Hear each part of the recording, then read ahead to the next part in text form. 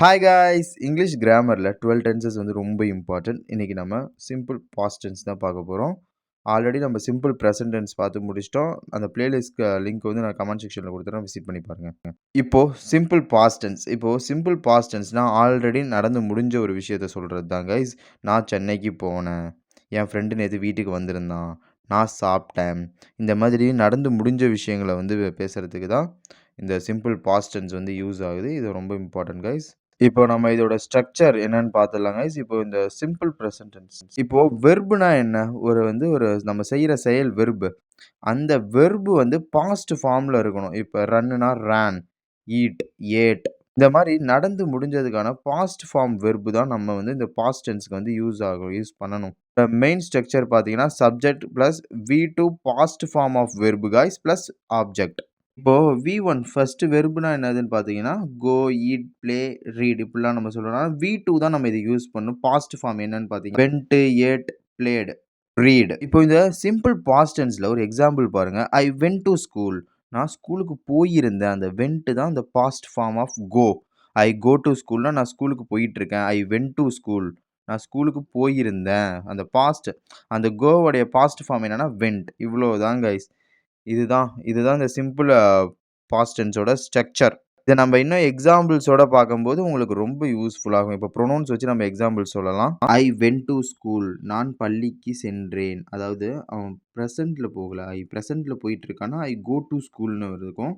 அவன் ஆல்ரெடி போய் முடிச்சுட்டான். அதனால ஐ வென்ட் டூ ஸ்கூல். அந்த வெர்போடைய செகண்ட் ஃபார்ம் தான் யூஸ் பண்ணணும் வென்ட். You played cricket. நீ கிரிக்கெட் விளையாடினாய். அவன் விளையாடினான். இப்போ முடிஞ்சிருச்சு. பிளேவோட பாஸ்ட் ஃபார்ம் என்ன? பிளேடு. He ate food. அவன் உணவு சாப்பிட்டான். அவன் சாப்பிட்டுட்டு இருக்கல. சாப்பிட்டு முடிச்சுட்டான். ஈட்டோட பாஸ்ட் ஃபார்ம் என்ன? Ate. She read a book. அவள் ஒரு புத்தகம் வாசித்தாள். அதாவது இப்போ பிரசன்ட்ல அவ வாசிச்சிட்டு இருக்கல. வாசிச்சு முடிச்ச ஒரு செயலை வந்து சொல்றது தான் இந்த சிம்பிள் பாஸ்ட் டென்ஸ். இது உங்களுக்கு புரிஞ்சிருக்கும்னு நினைக்கிறேன் ஃப்ரெண்ட்ஸ். இப்போ இதுல வந்து சிம்பிள் பிரசன்ட் டென்ஸ்ல வந்து நம்ம ஃபர்ஸ்ட் ஃபார்ம் வெர்ப் யூஸ் பண்ணுவோம். இதுல வந்து நம்ம V2 இப்போ கோனா வென்ட், ப்ளேனா பிளேடு, ஈட்னா ஏட் இந்த மாரி நம்ம பாஸ்ட் ஃபார்ம் தான் யூஸ் பண்ணணும் இந்த சிம்பிள் பாஸ்ட் டென்ஸ்ல.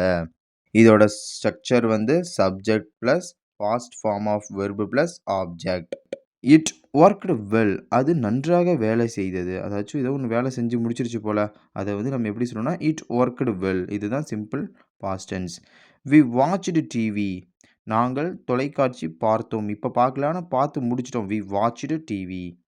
தே கேம் இயர்லி. அவர்கள் சீக்கிரம் வந்தார்கள். அதாவது வந்துட்டுருக்கல. வந்து முடிச்சுட்டாங்க. They came early. இவ்வளவுதான் கைஸ்.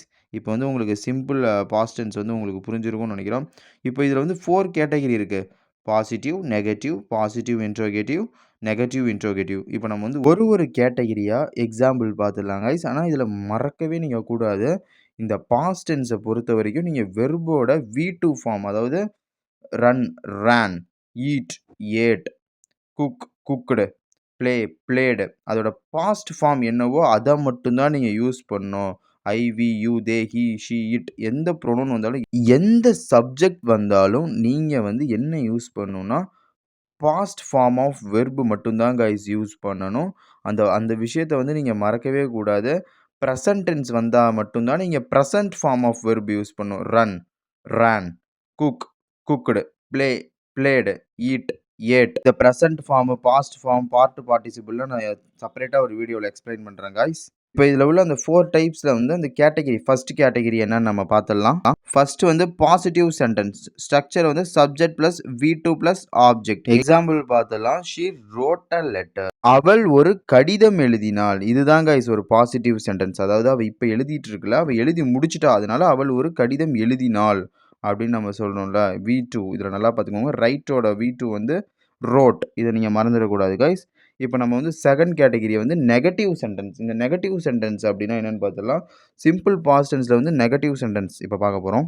இதோட ஸ்ட்ரக்சர் வந்து subject plus did not plus V1 plus object. இப்போ இதோட எக்ஸாம்பிள் பார்த்துடலாம். He did not go to school. அவன் பள்ளிக்கு செல்லவில்லை. அதாவது பாருங்க, அதுல வந்து ஒரு நெகட்டிவா சொல்றோம். அவன் பள்ளிக்கு செல்லவில்லை. இவ்வளவுதான் கைஸ். இந்த நெகட்டிவ் சென்டென்ஸ் வந்து உங்களுக்கு புரிஞ்சிருக்கும்னு நினைக்கிறேன். இப்போ நம்ம பாசிட்டிவ் முடிச்சிட்டோம், நெகட்டிவ் முடிச்சிட்டோம். இப்போ வந்து நம்ம பாசிட்டிவ் இன்ட்ரோகேட்டிவ். அதாவது அவன் பள்ளிக்கு போனான்னு சொன்னா, அது வந்து பாசிட்டிவ். பள்ளிக்கு போகலன்னா அது நெகட்டிவ். இப்ப நம்ம வந்து பாசிட்டிவ் இன்ட்ராகேட்டிவ் பார்த்துடலாம். இதோட ஸ்ட்ரக்சர் வந்து did plus subject plus V1 plus object. Example, did you finish the work? நீ வேலை முடித்தாயா? அதாவது நீ வந்து வேலை முடிச்சியா? அப்படின்னு கேட்கறது தான் இந்த பாசிட்டிவ் இன்ட்ராகேட்டிவ். அதாவது அவன் வேலைய வந்து பண்ணி முடிக்கல. முடிச்சாயா? அது ஒரு கேள்வி மாரி கேட்போம்ல. நீ வேலைய முடிச்சாயா? Did you finish the work? இப்படின்னு கேட்கறதுக்கு தான் இந்த பாசிட்டிவ் இன்ட்ராகேட்டிவ் வந்து யூஸ் ஆகுது. இப்போ நெகட்டிவ் சென்டென்ஸ், இப்போ நெகட்டிவ் இன்ட்ராகேட்டிவ்னு இருக்கும்ல, அந்த நெகட்டிவ் இன்ட்ராகேட்டிவ் என்னன்னு நம்ம பார்த்துடலாம். இதுவும் வந்து நெகட்டிவா ஒரு கொஸ்டின் கேட்குற மாரி. இதோடைய ஸ்ட்ரக்சர் என்னன்னு பார்த்தீங்கன்னா, did not plus subject plus V1 plus object. Did he not call you? அவன் உன்னை அழைக்கவில்லையா? இந்த மாரி நெகட்டிவா ஒரு இன்ட்ராகேட்டிவ் ஒரு கொஸ்டின் கேட்குற மாரி. அவன் உன்னை அழைக்கவில்லையா? அவன் உன்ன அழைச்சானா? அப்படின்னு கேட்டா, அது வந்து பாசிட்டிவ் இன்ட்ராகேட்டிவ். அவன் உன்னை அழைக்கவில்லையா?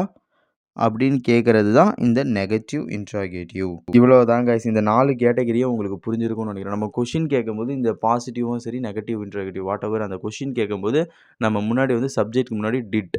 பாசிட்டிவா கேட்டோம்னா டிட் யூஸ் பண்ணிக்கணும். நெகட்டிவா கேட்டோம்னா டிட் நாட் யூஸ் பண்ணிக்கணும். இப்போ வந்து உங்களுக்கு இந்த சிம்பிள் பாஸ்ட் டென்ஸ் வந்து உங்களுக்கு புரிஞ்சிருக்கும்னு நினைக்கிறேன். இப்போ நம்ம வந்து சிம்பிள் பிரசன்ட் டென்ஸ் ஆல்ரெடி போட்டோம். அதோட கமெண்ட் செக்ஷன்ல அதோட லிங்க் குடுத்துருக்கோம். அந்த பிளேலிஸ்ட்டாவும் நம்ம கிரியேட் பண்ணியிருக்கோம்.